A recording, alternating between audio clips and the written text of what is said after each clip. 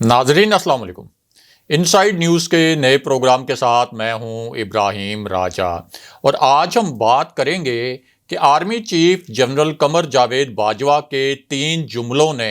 किस तरह से मियां नवाज शरीफ और शहबाज शरीफ के होश उड़ाकर रख दिए। इन 3 जुमलों में किस को सबसे बड़ा पैगाम दिया गया, इस पैगाम के 2 बुनियादी नुकात क्या थे। मियां नवाज शरीफ को जब लंदन में इस मामले की इत्तला मिली तो उनका क्या रिएक्शन था। नून लीग के एक और रहनुमा पर जनरल बाजवा का ये पैगाम क्यों बिजली बनकर गिरा। बिलावल भुट्टो ने इसी पैगाम पर क्या मानी खेज रद्द अमल दिया है। शहबाज शरीफ इस पैगाम के बाद क्या नई गेम चलाने की कोशिश कर रहे हैं। वज़ीर-ए-आज़म इमरान खान को किस नौयत की इत्तलात मिली और इन इत्तलात पर प्राइम मिनिस्टर ने क्या बड़ा फैसला किया।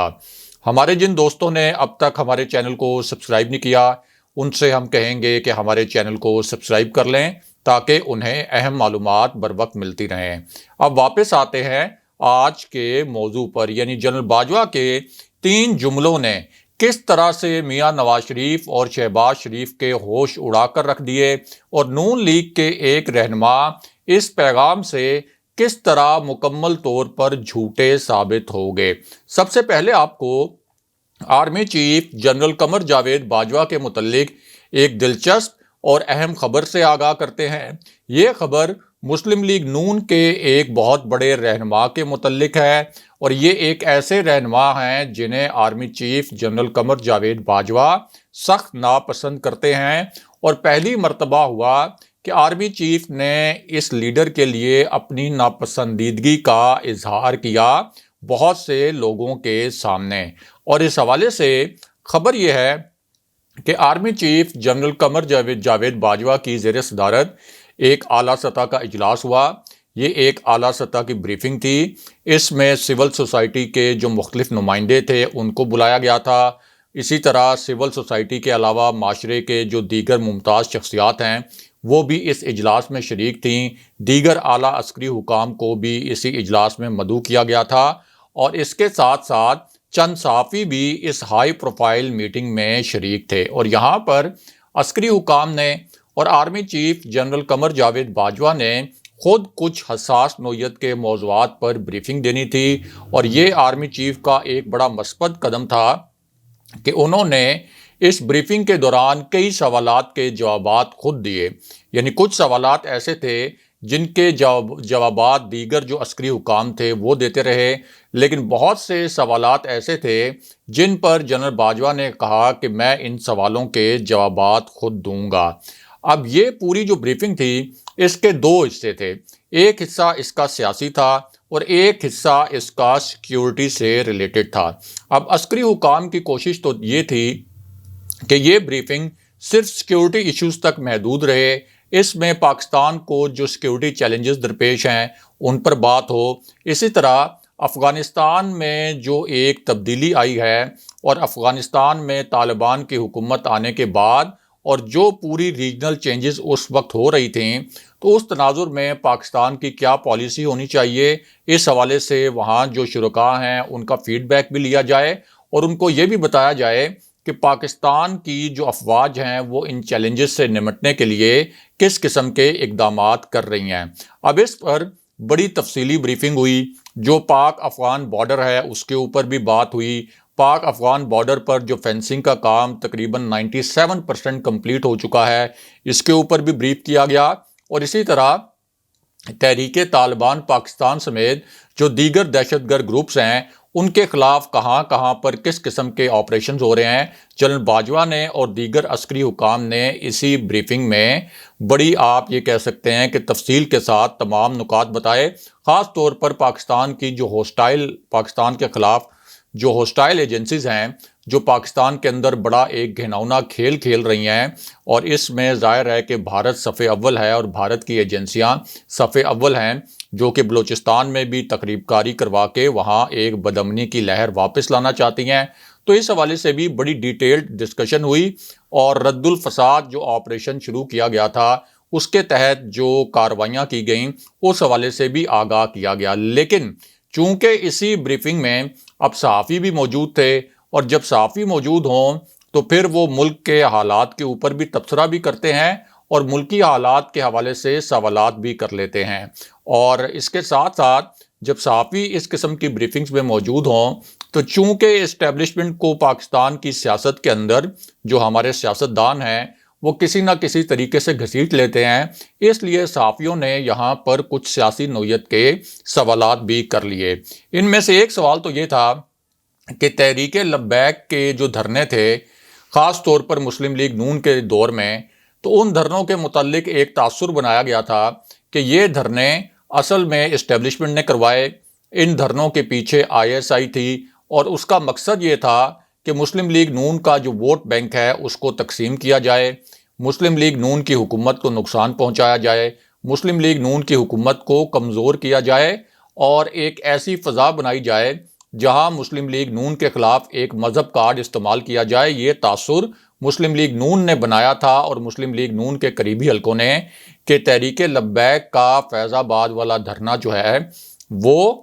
کروایا تھا ISI نے جان بوجھ کر، اور اس حوالے سے بہت بڑے بڑے دعوے مسلم لیگ نون کے رہنماؤں کی جانب سے مسلسل کیے جاتے رہے۔ اب آرمی چیف سے سوال یہ کیا گیا کہ کیا یہ بات درست ہے کہ یہ جو دھرنا تھا مسلم لیگ نون کے دور میں تحریک لبیک پاکستان کا، یہ دھرنا کوئی ISI نے کروایا تھا یا فوج نے کروایا تھا؟ تو اس پر بڑے تحمل سے آرمی چیف نے یہ سوال سنا، حالانکہ یہ ایک ایسا سوال تھا جس پر عسکری حکام زچ بھی ہو سکتے تھے، لیکن بہت تحمل کے ساتھ عسکری حکام نے اور army chief general Qamar Javed Bajwa نے یہ سوال سنا، اور اس کے بعد انہوں نے کہا کہ اس کا جواب آپ رانا ثناء اللہ سے لے لیں، کیونکہ ہمیں معلوم ہے کہ یہ دھرنا اصل میں رانا ثناء اللہ کے کہنے پر فیض آباد آیا تھا۔ رانا ثناء اللہ نہیں چاہتے تھے کہ تحریک لبیک پاکستان پنجاب میں دھرنا دے۔ رانا ثناء اللہ پنجاب کے وزیر تھے، انہوں نے اپنی جان چھڑائی، شہباز شریف کی جان چھڑائی، اور اس دھرنے کو انہوں نے منتقل کروا دیا فیض آباد، اور دھرنے کے شرکاء سے کہا کہ آپ کے مطالبات صرف اسی صورت پورے ہو سکتے ہیں کہ آپ پنجاب کے بجائے فیض آباد جو بڑا ایک حساس مقام ہے وہاں جا کر دھرنا دیں۔ اب جب جنرل باجوہ نے یہ بریف کیا تو یہ صحافیوں کے لیے ایک بہت بڑی خبر تھی، ایک بہت بڑا انکشاف تھا۔ اب اس پر صحافیوں نے ظاہر ہے کہ اگلے دن رانا ثناء اللہ سے پوچھا کہ کیا یہ بات ٹھیک ہے کہ یہ دھرنا آپ کے کہنے پر فیض آباد آیا تھا، کیونکہ ایک جو اعلیٰ سطح کی عسکری بریفنگ ہے، ایک ہائی پروفائل بریفنگ، اس میں یہ بات کی گئی ہے۔ تو رانا ثناء اللہ نے اس کا اعتراف کر لیا، اور انہوں نے کہا کہ ہاں، ہم چاہتے تھے کہ پنجاب کے اندر کوئی بدامنی نہ پھیلے، اس وجہ سے ہم نے یہ دھرنا جو ہے وہ فیض آباد کی جانب منتقل کیا، لیکن بعد میں حالات اس لیے بگڑ گئے کہ ہمارے اپنے رہنماؤں نے، راجہ ظفر الحق سمیت جو ہمارے رہنما تھے، انہوں نے منفی کردار ادا کیا، راجہ ظفر الحق کا نام استعمال کیا خود رانا ثناء اللہ نے، اور یہ کہا کہ ان کی جو منفی ایک سوچ تھی اور منفی ان کا رویہ تھا، اس کی وجہ سے حالات فیض آباد دھرنے میں خراب ہوئے، اور جو کمٹمنٹس حکومت نے کی تھیں وہ کمٹمنٹس پوری نہیں ہو سکیں۔ حالانکہ فیض آباد میں جب دھرنے میں حالات خراب ہوئے تھے تو اس وقت احسن اقبال وزیر داخلہ تھے، اور اس وقت بھی یہ الزام جو ہے فوج پر لگایا گیا تھا، اور یہ کہا گیا تھا کہ ISI اس وقت دھرنے کے شرکاء کی مدد کر رہی ہے، اس وجہ سے دھرنے کے حالات خراب ہوئے اور دھرنے کے خلاف جو آپریشن تھا وہ ناکام ہو گیا۔ اس کے ساتھ ساتھ جب رانا ثناء اللہ نے اس بات کا اعتراف کر لیا تو آپ کو یہ بھی بتائیں کہ اسی بریفنگ میں army chief general Qamar Javed Bajwa نے ایک اسحاق ڈار کے متعلق بھی بات کی، اور جو پاکستان کی معیشت کو برباد کرنے میں اسحاق ڈار کا ایک کردار رہا، اس کے اوپر بھی انہوں نے اشارتاً جو ہیں وہ کچھ نکات بتائے، اور ساتھ ہی انہوں نے یہ بھی بتایا کہ مسلم لیگ نون کے دور میں جس طرح سے پاکستان کے اوپر قرضوں کا ایک پہاڑ چڑھ رہا تھا، تو انہوں نے اس وقت ایک ادارے کے چیف کے طور پر، ظاہر ہے کہ آرمی ایک بہت اہم ادارہ ہے پاکستان کا، تو اس وقت انہوں نے اسحاق ڈار سے یہ سوال بھی پوچھا تھا، اور وزیر اعظم نواز شریف کو بھی یہ فیڈ بیک دیا تھا کہ یہ جو قرضے ہیں، جو اتنی بڑی تعداد میں اور اتنے ان کا حجم ہے، تو یہ قرضے کیسے اتریں گے، ان کا سود کیسے ادا کیا جائے گا، تو یہ تو پاکستان کے اوپر بہت بڑا بوجھ بن جائے گا۔ بعد میں اسحاق ڈار سے جب یہ پوچھا گیا یہ سوال، اور اسحاق ڈار سے ایک انٹرویو میں پوچھا گیا، تو وہ اس سوال کا کوئی خاص جواب نہیں دے سکے کہ جنرل باجوہ نے جب یہ قرضوں کے متعلق سوال پوچھا تھا تو اس پر اسحاق ڈار نے کیا کہہ کر ان کو مطمئن کیا تھا، یا کیا یہ بات ٹھیک ہے یا نہیں۔ یعنی اسحاق ڈار اس بات کو رد کرنے کے لیے کوئی ایسی دلیل سامنے نہیں لا سکے تھے جس سے یہ کہا جا سکے کہ اسحاق ڈار کا موقف ٹھیک تھا۔ اب ایک اور اجلاس تھا جنرل باجوہ کا جس میں دیگر عسکری حکام بھی موجود تھے، تو وہاں پر جنرل باجوہ سے یہ سوال کیا گیا کہ آپ کو زندگی میں سب سے زیادہ غصہ کس وقت آیا؟ اب یہ ذرا ایک عجیب سا سوال تھا، اور جنرل باجوہ شاید توقع بھی نہیں کر رہے ہوں گے کہ ان سے یہ سوال کیا جا سکتا ہے۔ تو اس وقت جنرل باجوہ نے کہا کہ مجھے پوری زندگی میں سب سے زیادہ غصہ اس وقت آیا جب ایاز صادق نے ٹانگیں کانپنے والا بیان دیا ابھی نندن کے معاملے پر۔ ان کا کہنا تھا کہ اصل میں ان کا یہ بیان میرے خلاف نہیں تھا، مجھے اس لیے غصہ نہیں آیا کہ انہوں نے میرے متعلق کوئی بیان دیا اور ٹانگیں کانپنے جیسی بات کی۔ یہ ریاست مخالف بیان تھا، کیونکہ پاکستان اور بھارت کے درمیان جو فضائی معرکہ ہوا تھا، پوری دنیا نے دیکھا